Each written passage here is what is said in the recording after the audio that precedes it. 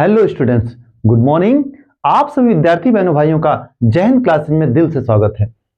आप सभी विद्यार्थी बहनों भाइयों के लिए यह वीडियो बहुत इंपॉर्टेंट होने वाली है, क्योंकि इस वीडियो में हम सीखेंगे फैक्टर और मल्टीपल।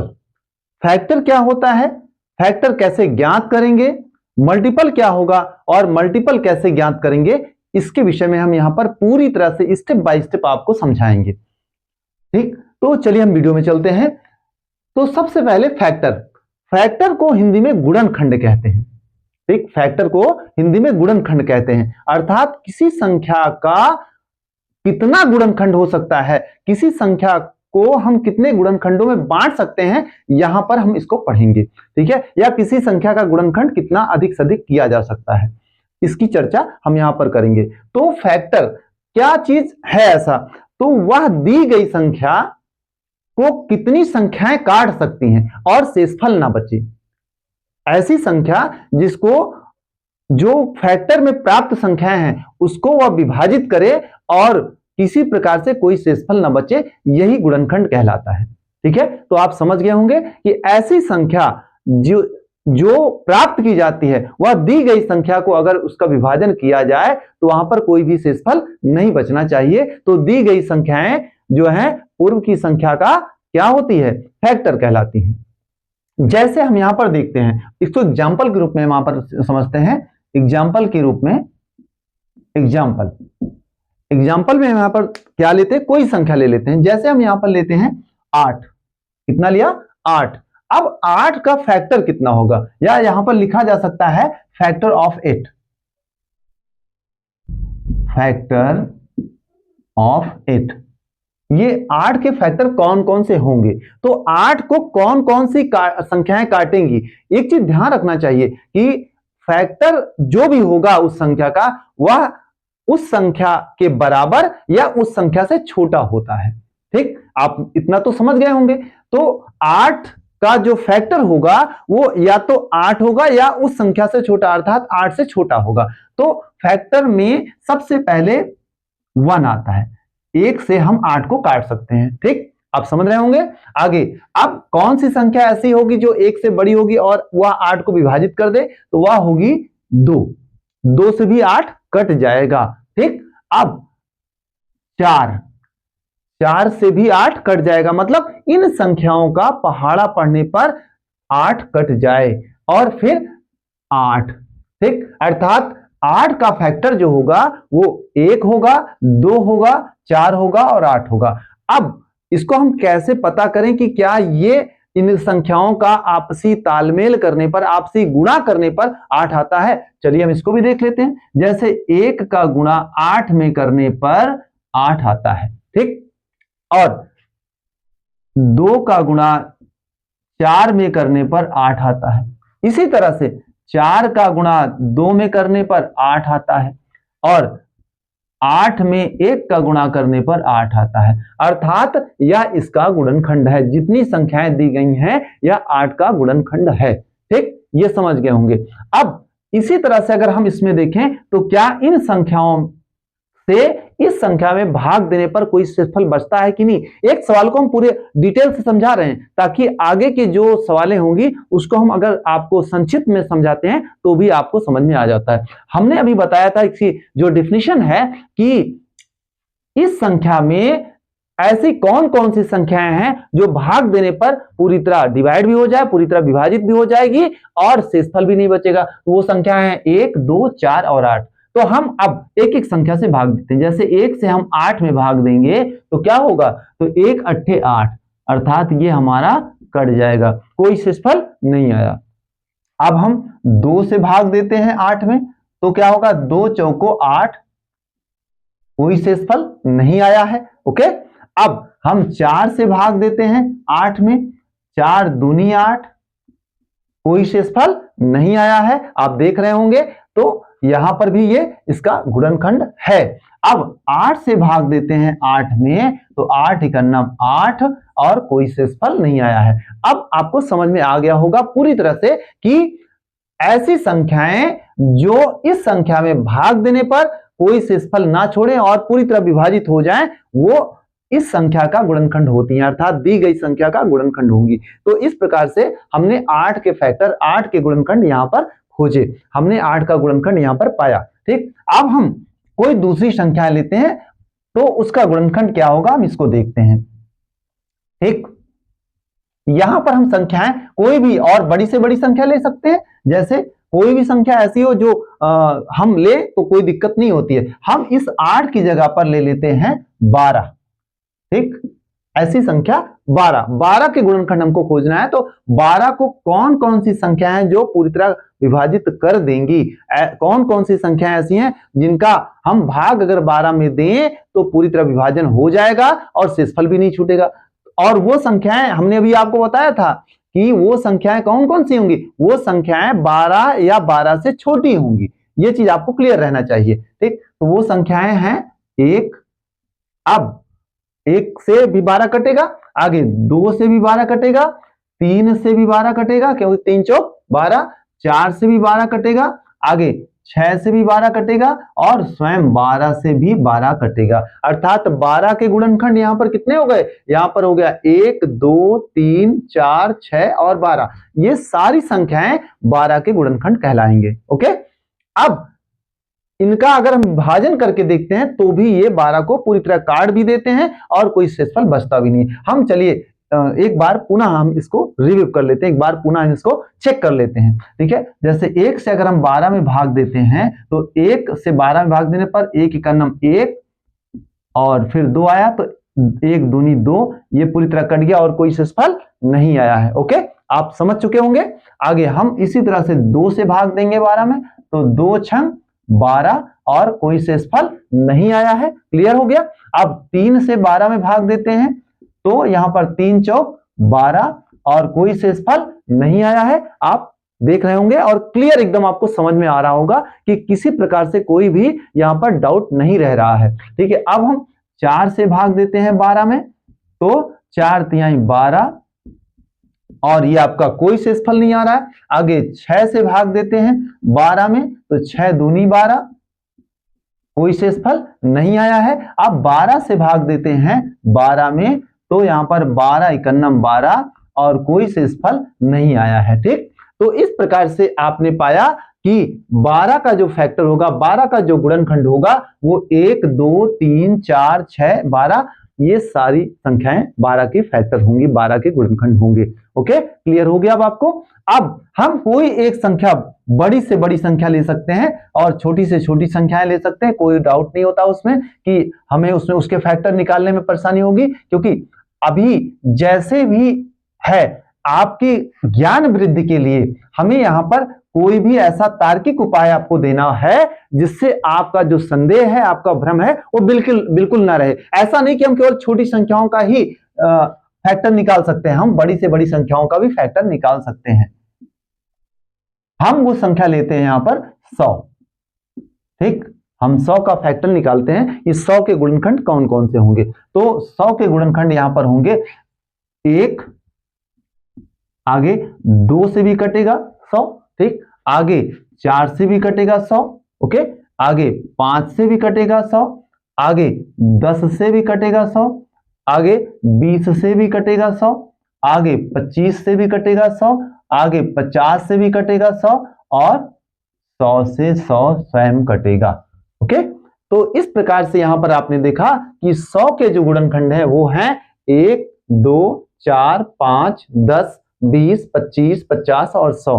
एक चीज जो अभी हमने आपको बताया गुणनखंड के विषय में, ये चीज आप पूरी तरह से एकदम ध्यान से इसको करेंगे यूज, कि जो गुणनखंड होता है वो दी गई संख्या से छोटा ही होगा या दी गई संख्या स्वयं हो जाती है तो वही उसका गुणनखंड होता है। दी गई संख्या से बड़ा कोई भी अंक ऐसा नहीं आएगा जो उसका गुणनखंड बने। ओके, ये चीज आपको क्लियर रहनी चाहिए, इसमें कोई डाउट नहीं आना चाहिए, क्योंकि आगे इन फ्यूचर में आपको इस प्रकार के प्रश्नों को करने में कोई कठिनाई ना हो।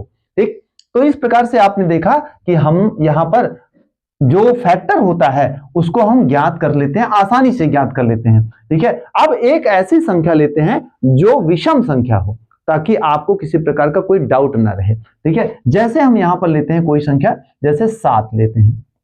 अब 7 का जो है हमें फैक्टर निकालना है, 7 का गुणनखंड निकालना है, तो क्या होगा, 7 के जो गुणनखंड होंगे वो होंगे 1, ठीक, और फिर 7, ठीक। अब देखिए 7 से 7 के फैक्टर या तो 1 होगा या तो 7 होगा। क्यों? क्योंकि 7 को काटने वाली यही दो संख्या हैं, 7 को पूर्णतः विभाजित करने वाली यही संख्या है। अगर और कोई संख्या ऐसी होती तो हम उसको प्राप्त कर चुके होते, ठीक। तो अब ये हो गया आपका। अब हम एक और संख्या लेते हैं, फैक्टर ऑफ 13। यहां पर हम एक और विषम संख्या लेते हैं, ठीक।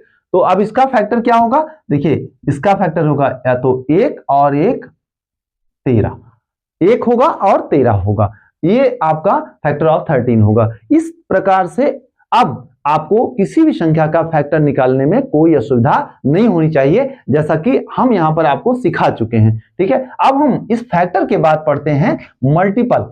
मल्टीपल क्या होता है?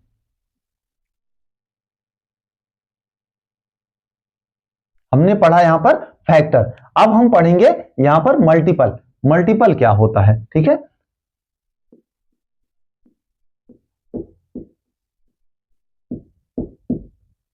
मल्टीपल, जिसको हम हिंदी में गुणज बोलते हैं।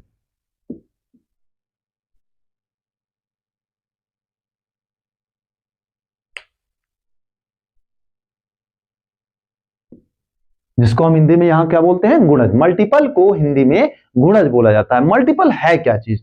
मल्टीपल एक ऐसी संख्या है जिससे हम प्राप्त होने वाली संख्याओं में अगर विभाजन करते हैं, विभाजित करते हैं, तो कोई भी शेषफल नहीं बचता है। ध्यान दें, ये ठीक फैक्टर का उल्टा, ये जो है गुणनखंड का ठीक उल्टा होता है।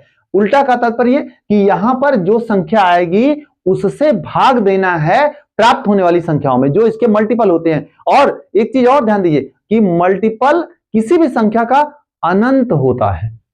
मल्टीपल किसी भी संख्या का अनंत होता है। तो हम यहां पर उसको दिखाते हैं कि कैसे इसको हम चेक करते हैं, इसको कैसे प्राप्त करते हैं, ठीक है। मल्टीपल अर्थात गुणज। यहां पर जैसे हम सबसे सिंपल, सबसे छोटी संख्या का मल्टीपल निकालते हैं, जैसे 2 का मल्टीपल या मल्टीपल ऑफ 2, मल्टीपल ऑफ 2, ऐसा हमें 2 का मल्टीपल निकालना है, 2 का गुणज निकालना है। तो क्या होता है, किसी भी संख्या का मल्टीपल उस संख्या का पहाड़ा होता है। क्या होता है? पहाड़ा होता है। कैसे? आप देखिए 2 का 2, 2 दूनी 4, 2 तिहाई 6, 2 चौको 8, 2 पंचे 10, 2 छंग 12। इस तरीके से ये अनंत काल तक चलती हुई संख्याएं चली जाती हैं, ठीक है। इसका मतलब जो मल्टीपल इसका होगा वो बढ़ते हुए क्रम में आगे बढ़ता रहेगा, 2 + 2 + 2 ऐसे होता रहेगा। अगर 12 है या 12 है तो 14, 14 के बाद 16, मतलब उसमें 2 जुड़ करके आगे बढ़ता रहेगा। इसी को इसका गुणज बोला जाएगा, ठीक है। अब क्या क्या हमारी डिफिनेशन थी?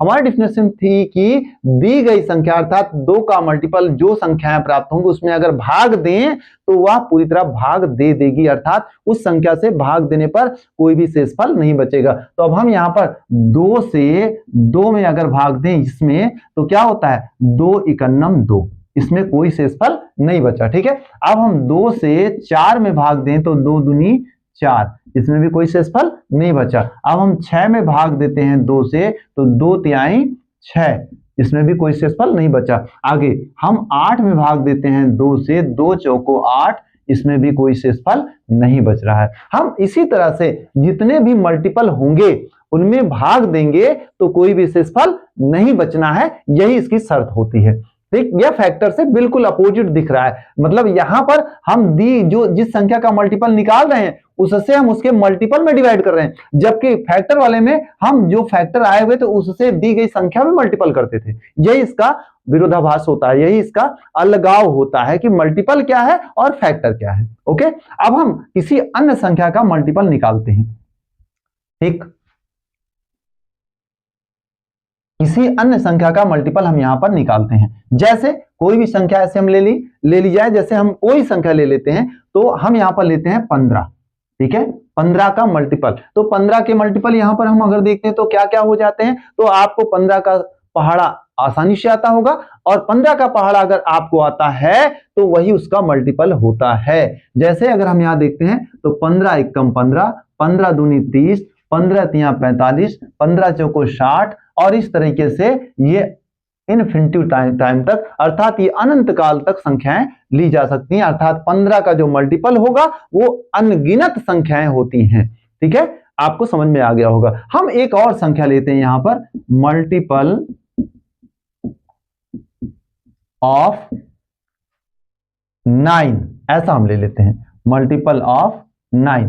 ठीक, तो अभी हमने बताया आपको कि मल्टीपल का तात्पर्य होता है उसका गुणा, गुणज करना, अर्थात वह संख्या जो मल्टीपल आएगी दी गई संख्या की, वह उस संख्या के बराबर या उससे उसके गुणे में बड़ी होती चली जाएगी। जैसे यहां पर अब 9 का मल्टीपल क्या होगा, 9 का मल्टीपल होगा 9 एकम 9, 9 दूनी 18, 9 त्रिक 27, 9 चौक 36, और इस तरीके से वो अनंत काल तक चलती हुई चली जाती है। ये इसका मल्टीपल होता है। उम्मीद है आप पूरी तरह से समझ चुके होंगे। अगर आपका कोई डाउट फैक्टर और मल्टीपल के विषय में है तो आप कमेंट सेक्शन में जाकर के अपने डाउट को, अपनी प्रॉब्लम्स को उसमें लिख करके हमें मैसेज करेंगे, हमें कमेंट करेंगे, तो हम निश्चित रूप से, हम और हमारी टीम आपकी उस प्रॉब्लम को सॉल्व करने के लिए तत्पर रहेंगे, और ये दावा करते हैं कि आपकी प्रॉब्लम को सॉल्व करने का पूरा पूरा भरसक प्रयास किया जाएगा कि आपको किसी प्रकार की प्रॉब्लम ना आए। ठीक, अब हम यहां पर पढ़ चुके हैं फैक्टर और मल्टीपल के विषय में। ठीक है, तो अब यहां पर हमें ज्ञात भी हो चुका है कि फैक्टर क्या है और मल्टीपल क्या है। उम्मीद है कि आपने पूरी तरह से समझ भी लिया होगा फैक्टर और मल्टीपल। हम एक बार संक्षिप्त रूप से हम फैक्टर और मल्टीपल को पुनः समझते हैं। ठीक है, फैक्टर क्या होता है, फैक्टर किसी दी गई संख्या का वह गुणनखंड होता है जो प्राप्त उस संख्या में भाग दिया जाए तो उसको अब पूरी तरह विभाजित कर देता है और वह एक भी शेषफल नहीं छोड़ता है। ध्यान देने वाली बात यह होगी कि फैक्टर जो भी होते हैं उस संख्या के, अर्थात किसी संख्या का फैक्टर उस संख्या के बराबर होगा या तो उस संख्या से छोटा होता है। ठीक, अब मल्टीपल में आ जाइए। तो मल्टीपल में जो संख्या होगी या तो उस संख्या के बराबर होगी या उस संख्या के गुणज में उससे बड़ी संख्याएं होंगी। यही होता है फैक्टर और मल्टीपल। ठीक है, अब अगली वीडियो में हम आपको फैक्टर और मल्टीपल से संबंधित आगे का चैप्टर पढ़ाएंगे। हम उसके विषय में अभी आपको बता रहे हैं कि उसके कौन सा चैप्टर होगा। वो होगा आपका कॉमन फैक्टर और कॉमन मल्टीपल, और इस पर आधारित एक बड़ी चैप्टर के विषय में यहां पर हम आपको आगाह कर रहे हैं जो एलसीएम और एचसीएफ के विषय में होगा, अर्थात हाईएस्ट कॉमन फैक्टर और लोएस्ट कॉमन मल्टीपल के विषय में अगला चैप्टर होगा, जिसमें विभिन्न प्रकार की सवालें आती हैं। अब एक छोटी सी बात हम यहां पर आपके लिए कहना चाहेंगे। आप जब भी इस वीडियो को देखते हैं तो एक छोटा सा प्रश्न यहां पर है, और उस प्रश्न को, यह प्रश्न कोई आपका डेली क्विज जैसा नहीं है, सिर्फ हम आपके जो ज्ञान है उसमें वृद्धि करने के लिए ऐसा हम आपको इस प्रश्न को दे रहे हैं। केवल और केवल आप हमारे दो प्रश्नों को, प्रश्न नंबर 1 यहां पर है और वो प्रश्न यह है कि आप हमें फैक्टर ऑफ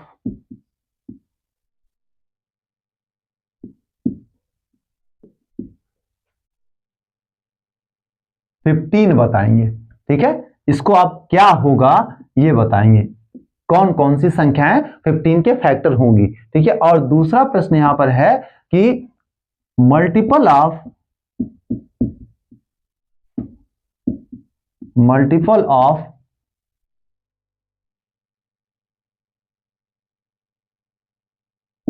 15 आप बताएंगे कौन कौन सी संख्याएं होंगी। ठीक है, तो यहां पर चूंकि 15 के बहुत सारे मल्टीपल होंगे तो इस कारण से आप केवल हमें पहले 10 मल्टीपल बताएंगे। ठीक है, फर्स्ट 10 मल्टीपल्स आप यहां पर लिख सकते हैं। हम इस प्रश्न में थोड़ा सा सुधार करते हैं,